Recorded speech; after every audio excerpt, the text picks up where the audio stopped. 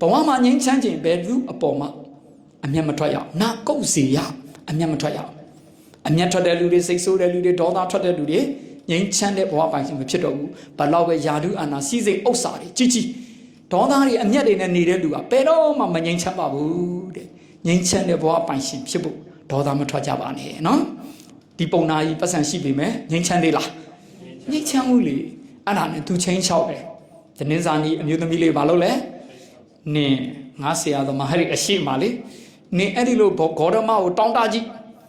နင့်ကိုငါတွေ့လာဒီမှာတန်လေးရကြီးဓာကြီးထောင်ပြတယ်နင့်ကငါတတ်ဖြတ်လိုက်မှာနင့်ကငါတတ်ပြစ်မယ်တဲ့ကြည်ဒကာယူမကြီးလို့ဆိုမကြောက်ဘူးလားကြောက်မလားဆရာမမကြောက်ဘူးလားကြောက်ပါဆရာဟုတ်ကဲ့ယောက်ျားစကားနားထောင်မှာတော့မယ်ဖြစ်သွားမှာ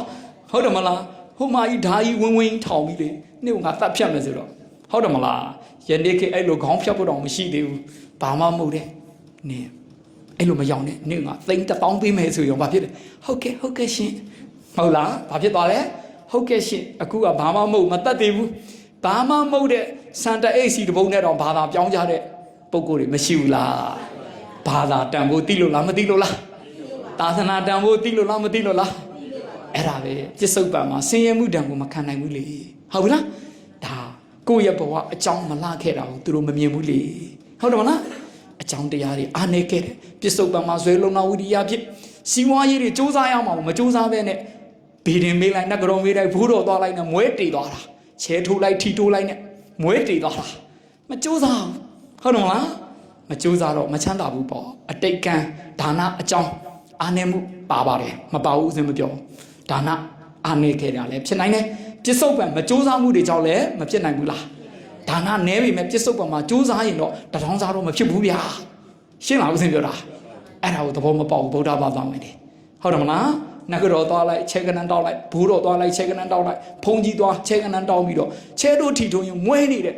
ခြေသားဝါဒအမိခံဗုဒ္ဓဘာသာဝင်တွေသေသနာစရာကောင်းတဲ့တခိုင်းတမိုင်းနော်ဖခင်ကတကယ်ဆုံးလုံးလောက်ဝိရိယပြည့်စူးစမ်းမယ်ဆိုရင်ချမ်းသာပါတယ်လို့ဟောပါလျက်ဖြစ်ကိုယ့်ရဲ့ဝိရိယဆောင်အောင်အာမကိုပဲနဲ့နဂရောဘူးတော်ဖုန်ကြီးတွေသွားအားကိုပြီးတော့အုံခွားလုံးနေခိုင်းတော့မွဲဖို့ပဲရှိတော့တယ်ကြလားဘယ်တော့မှမချမ်းသာဘူးအဲ့လိုအားကိုနေတာအားကိုရမှာကိုယ့်ရဲ့တိလာကိုအားကိုရမှာကိုယ့်ရဲ့စရဏတွေကိုအားကိုပြီးမေတ္တာတစ္ဆာတွေပြုတ်ပြီးတော့အလုံးကိုကြိုးစားစားအားထုတ်ရင်ချမ်းကိုချမ်းသာတယ်တခါကြီးမကြီးတို့တိခံပါမချမ်းသာသေးဘာလို့ရမလဲတိခံပါရောက်ရဲတင်းတိမ်ပြီးတော့ကြိုးစားစမ်းပါကံအကြောင်းကိုနားလေဆံပြုတ်လေးနဲ့တောင်းနေပဲလေကျင့်နဲ့တယ်ဘဝမှာချမ်းသာတယ်ဆိုတော့ယာတုအာနာကြောင့်မဟုတ်ဘူးကိုချင်းတိလာရှိဖြစ်အားလုံးပေါ်မေတ္တာထားပြီးကိုယ့်ရဲ့လုံးကိုကိုလှုပ်ပြီးတော့ရသမျှပစ္စည်းလေးပြကျင့်နဲ့နေတဲ့ပုဂ္ဂိုလ်ဟာချမ်းသာတယ်လို့ဘုရားဟောတာလားရှင်းလားဦးဇင်ကြတာဘာမှမဟုတ်ပါဘူးကြိုက်တဲ့လောက်စားကျင်ကြီးကျင်ငယ်ပဲဖြစ်တာစားတော့သမျှဘာမှမထူးတိုင်းမိုင်လေးနဲ့ဆုံးကတ်တယ်ကြိုက်တဲ့လောက်ကောင်းကောင်းကတ်ဦးဇင်တို့စားသမျှကုတီထဲမှာသွားပြီးရိုးချရတာကျင်ပုတ်တွေမစင်ပုတ်တွေပဲဖြစ်သွားတာဘာမှမထူးဆန်းဘူးကြားနာနေမှကြီးကြိုက်တဲ့လောက်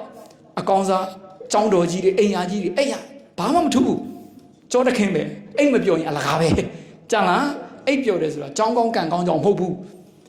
ငြိမ်းချမ်းနေတဲ့လူဟာတောကကင်းတဲ့လူတွေဟာဒေါသမရှိတဲ့လူတွေကချမ်းချမ်းသာသာအိပ်ဆက်ရတာကိလေသာအပူဝေးတဲ့လူဟာဒုက္ခံတေတီကိလေသာအနေနဲ့ပူနေတဲ့လူတွေကအိမ်မပြောဘူးတဲ့တခါကြီးဒီမှာအိမ်မပြောတာဘာကြောင့်လဲကိလေသာတွေကြောင့်ရှင်းလားဦးစင်ပြောတာဘာမှမထူးဘူးဟုတ်ပြီနော်ကဲထားလိုက်အခု